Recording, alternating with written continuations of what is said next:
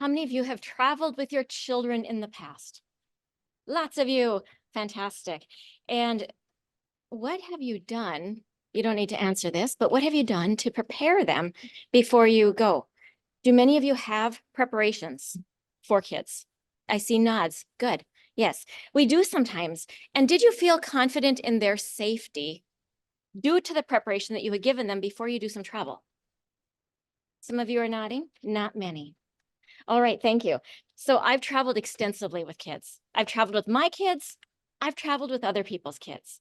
I've traveled with toddlers through young adults, and I have traveled close to home, and I've backpacked across Europe. So in this time, I'm going to ask you as Toastmasters to keep that 9-year-old child, 9-ish, in your mind as you consider if you feel more confident with that mental 9-year-old at the time the speech is done. All right, let's go to Washington, D.C. Now, when my kids were 7, 8, 9, and 10, I decided that we were going to go to Washington, D.C. I have a friend that lives out there, but I wanted this to be an educational trip. The older one had been learning about government in school, so I wanted it to be an extensive learning time. And I'm really glad I did. But I didn't know what it was that I was going to do at first to educate them. And the typical thing that parents do is get books.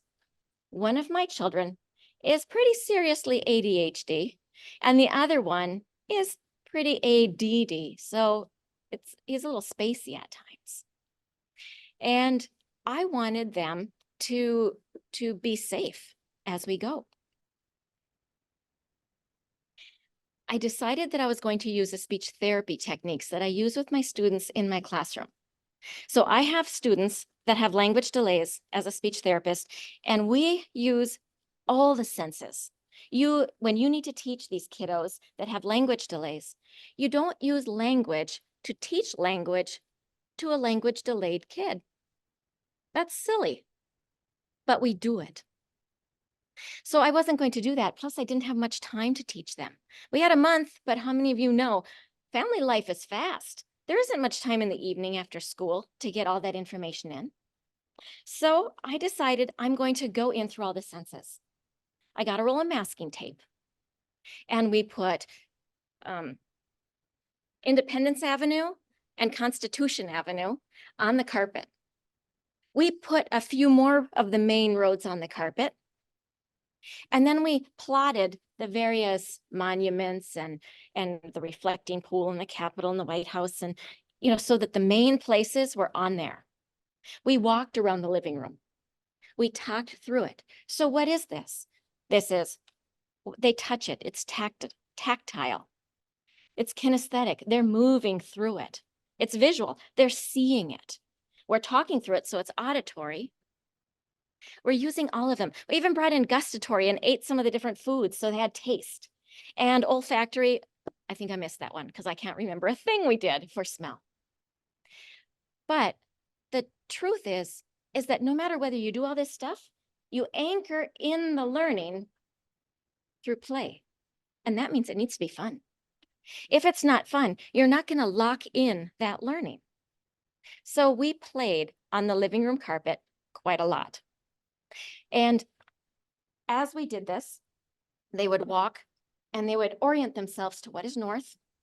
Okay, here's where this is, here's where that is, and here are the results. Oh, I forgot to tell you something.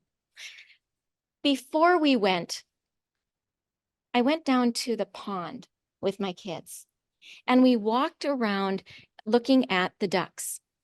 I called attention to them, saying, look at the mama duck and look at these baby ducks. What do the baby ducks do? Do they follow in a line like the teacher in the school? No, they stay near. They're this little swarm of movement, like a cloud around the mama duck. Wherever mama duck goes, the cloud of little ducks flow with her, don't they? They don't have to be behind, in front, or beside. They just need to be near. And it's the baby duck's job to pay attention and to stay near. Now, the first thing I'll say before you ever travel with a child, they must have basic German Shepherd. Basic German Shepherd is come, sit, stay. If your kids don't come, sit, or stay on a one-word command at any age, they're not ready for travel. My personal opinion. Because come or stay are probably the two biggest, most important safety words. So if the kids watch the ducks and they know how to be a duck,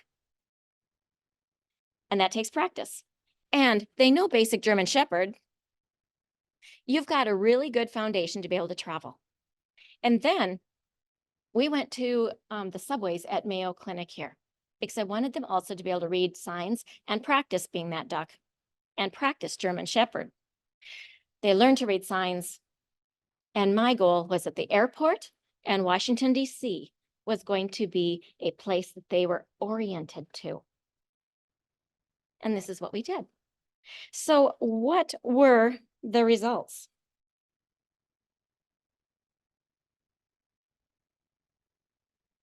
The results were amazing. In fact, they were copacetic.